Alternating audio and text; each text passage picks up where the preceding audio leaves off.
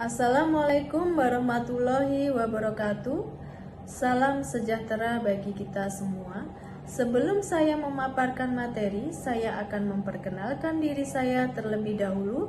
Nama saya adalah Apoteker Verika Indrasari, Sarjana Farmasi, Magister Hukum.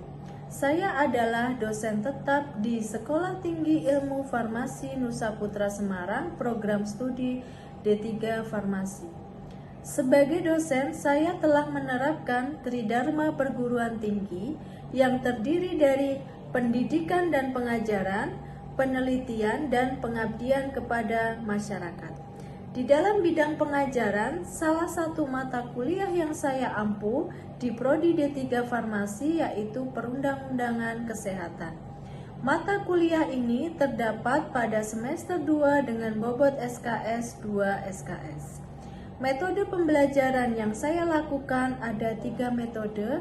Yang pertama adalah small group discussion, yang kedua adalah brainstorming, yang ketiga adalah project based learning. Small group discussion atau diskusi kelompok kecil adalah salah satu bentuk model pembelajaran diskusi antara peserta didik dengan peserta didik lainnya atau peserta didik dengan pengajar yang melibatkan 2 atau lebih yang berinteraksi secara menyeluruh dan saling bertatap muka dengan tujuan untuk menganalisis, memecahkan suatu masalah, mengeksplorasi atau memperdebatkan suatu topik tertentu. Metode yang kedua adalah brainstorming, yaitu salah satu metode untuk mengumpulkan gagasan kreatif dalam waktu singkat menghasilkan solusi yang tepat dalam sebuah permasalahan. Metode yang ketiga adalah project based learning, yaitu model pembelajaran yang menggunakan proyek atau kegiatan sebagai inti pembelajaran untuk mencapai kompetensi, sikap, pengetahuan, dan keterampilan. Nah, tujuan mata kuliah ini antara lain, yang pertama adalah mahasiswa menguasai konsep hierarki peraturan perundangan. Yang kedua, mahasiswa memahami tentang peraturan perundangan yang mengatur praktek tenaga kefarmasian. Yang ketiga, mahasiswa memahami tentang standar pelayanan kefarmasian di apotik, di rumah sakit, dan di puskesmas. Yang keempat, mahasiswa menguasai regulasi, distribusi, dan pengendalian narkotik, psikotropik, prekursor, dan alat kesehatan. Yang kelima, mahasiswa menganalisis hak dan kewajiban konsumen dan penyedia barang atau jasa, serta tata cara klaim hukum dan sanksi berdasarkan metode analisis perilaku konsumen atau pasien atau tenaga kesehatan dalam mengimplementasikan peraturan perundang-undangan.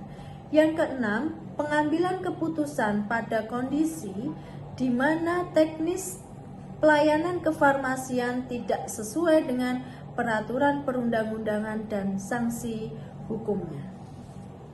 Kemudian untuk capaian pembelajaran lulusan yang terdiri dari sikap, yaitu menjunjung tinggi nilai kemanusiaan dalam menjalankan tugas berdasarkan agama, moral, dan etika. Yang kedua, berkontribusi dalam peningkatan mutu kehidupan bermasyarakat, berbangsa, bernegara, dan kemajuan peradaban berdasarkan Pancasila. Yang ketiga, taat hukum dan disiplin dalam kehidupan bermasyarakat dan bernegara. Yang kelima adalah menginternalisasi nilai norma dan etika akademik. Yang keenam, menunjukkan sikap bertanggung jawab atas pekerjaan di bidang keahliannya secara mandiri. Yang kedua adalah pengetahuan, yaitu menguasai konsep teoritis mengenai peraturan perundang-undangan, tenaga teknis kefarmasian, dan sarana pelayanan kesehatan.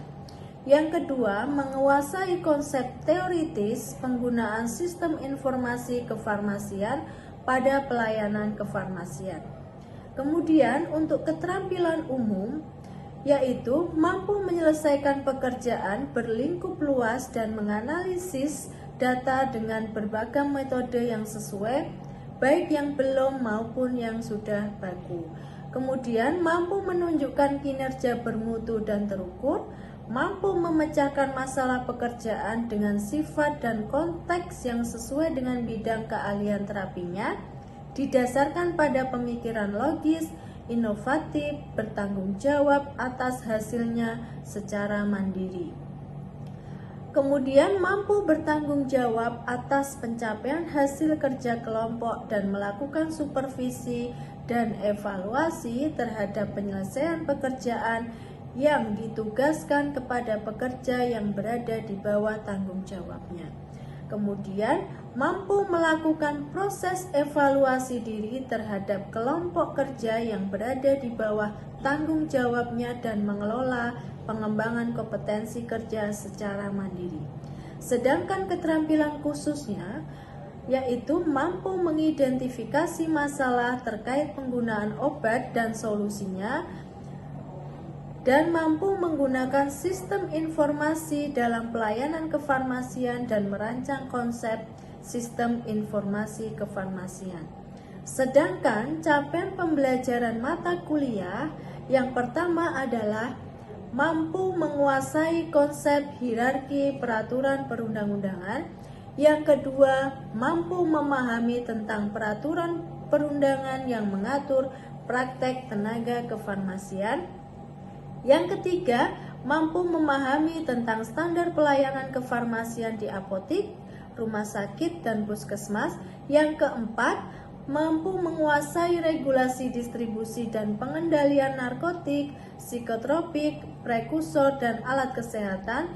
Yang kelima, mampu menganalisis hak dan kewajiban konsumen dan penyedia barang atau jasa, serta tata cara klaim hukum dan sanksi berdasarkan metode analisis perilaku konsumen atau pasien atau tenaga kesehatan dalam mengimplementasikan peraturan perundang-undangan.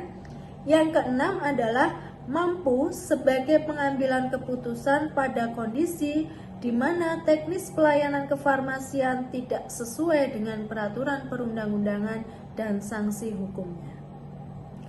Sedangkan untuk deskripsi mata kuliah ini membahas peraturan perundang-undangan bidang kesehatan dan farmasi, aspek hukum kefarmasian, memahami tentang peraturan perundangan yang mengatur praktek kefarmasian, memahami tentang standar pelayanan kefarmasian di apotik, rumah sakit, dan puskesmas, dan memahami regulasi sistem pengawasan, distribusi, dan pengendalian narkotik dan psikotropik, serta dapat menjelaskan regulasi aspek produksi dan distribusi.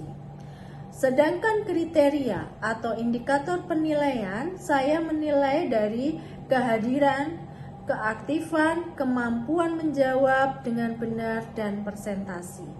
Untuk perhitungan penilaian akhir, tugas harian dengan persentase 30% ditambah dengan nilai UTS dengan persentase 35% ditambah dengan nilai UAS dengan persentase 35% dibagi dengan 10.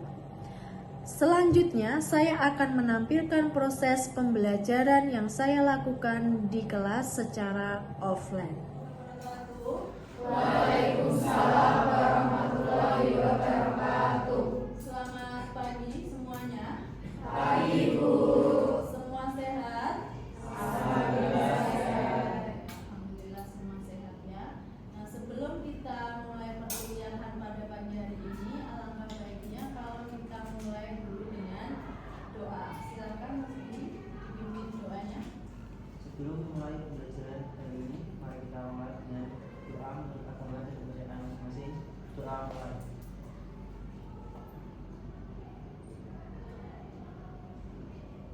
Doa selesai. Terima kasih Mas Budi untuk memimpin doanya. Pada hari ini kita akan membahas pertemuan ke-7 tentang standar pelayanan kefarmasian di apotek. Untuk mengulas kembali pertemuan yang kemarin, ya, minggu lalu,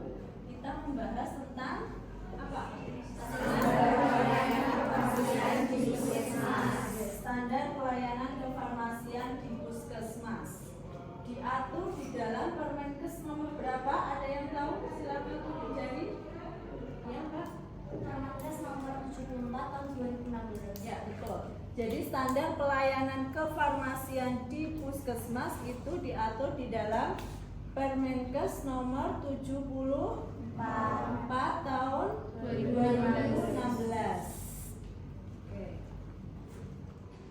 Oke. Hari ini kita akan membahas tentang standar pelayanan kefarmasian di apotek, ya, yang dimana diatur di dalam Permenkes nomor 73 tahun 2016.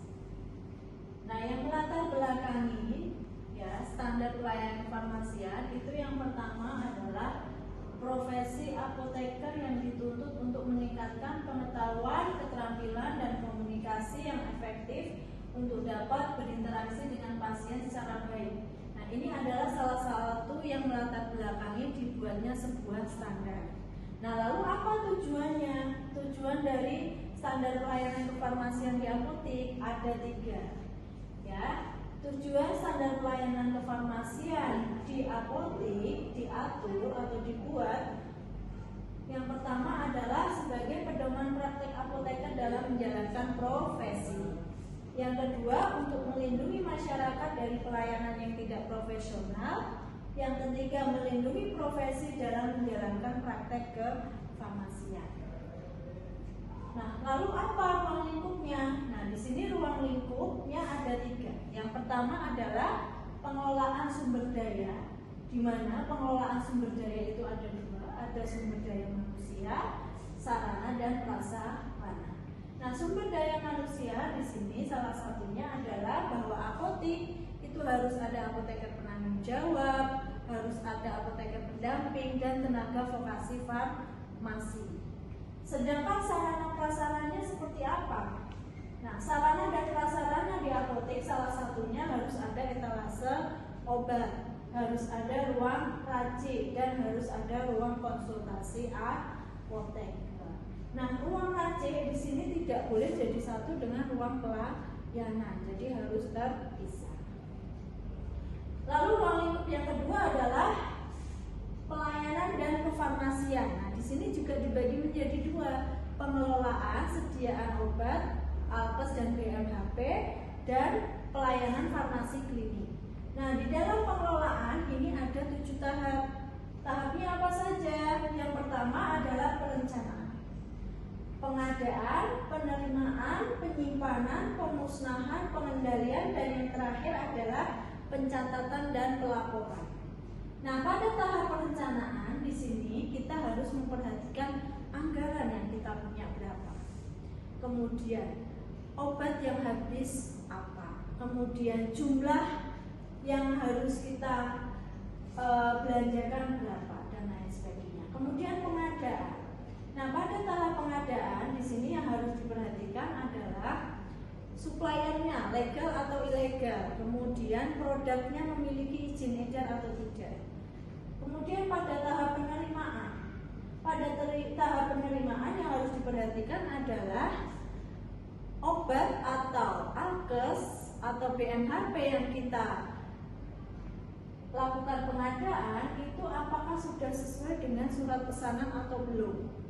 Nah, selain itu yang kedua, kita lihat tanggal expirednya dan nomor batchnya. Tahap yang keempat adalah penyimpanan. Nah, pada tahap penyimpanan di sini ada yang menggunakan metode vivo-vivo, alfabetis, kemudian ada yang menggunakan kelas terapi. Nah, ini masing-masing apotek berbeda-beda. Ada yang menggunakan kombinasi di antara keduanya. Lalu pemusnahan. Nah, kapan kita melakukan pemusnahan ya?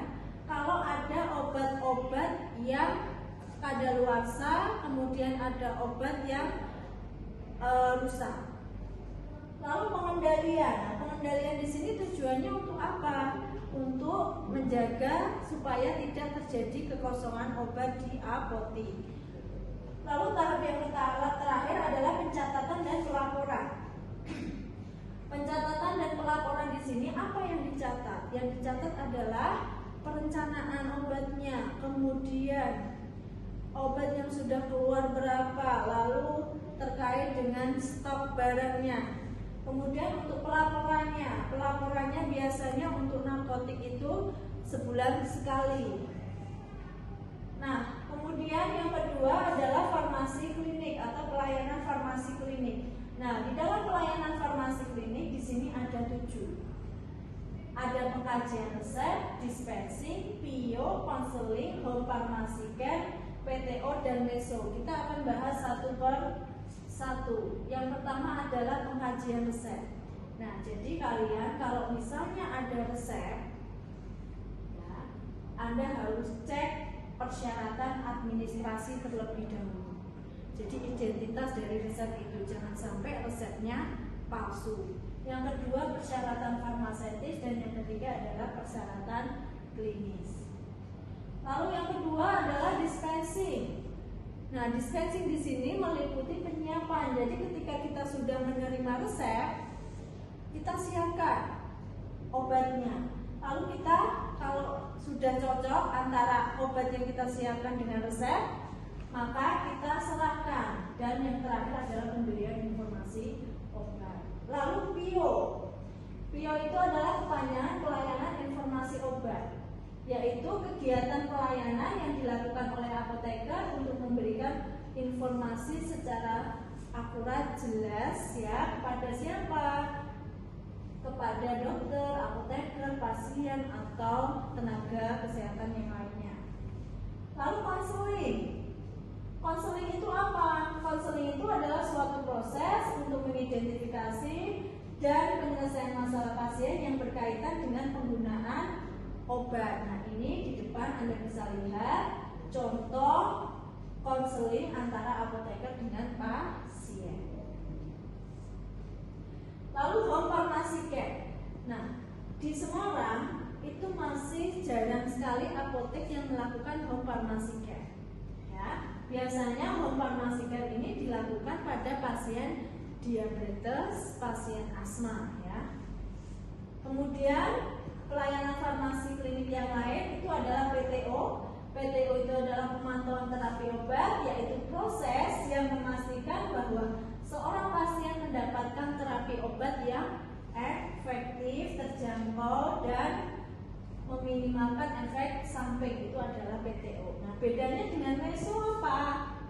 Meso itu adalah kegiatan pemantauan setiap respon terhadap obat yang tidak dikehendaki. Jadi kita monitor efek samping obat di dalam tubuh kita itu seperti apa. Nah, ruang lingkup yang ketiga adalah evaluasi mutu dan pelayanan. Nah, ini ada dua, ada mutu manajerial dan ada mutu pelayanan farmasi klinik. Nah, caranya bagaimana? Caranya adalah kita bisa observasi, kita bisa melakukan review. Nah, di sini nanti Anda bisa lihat.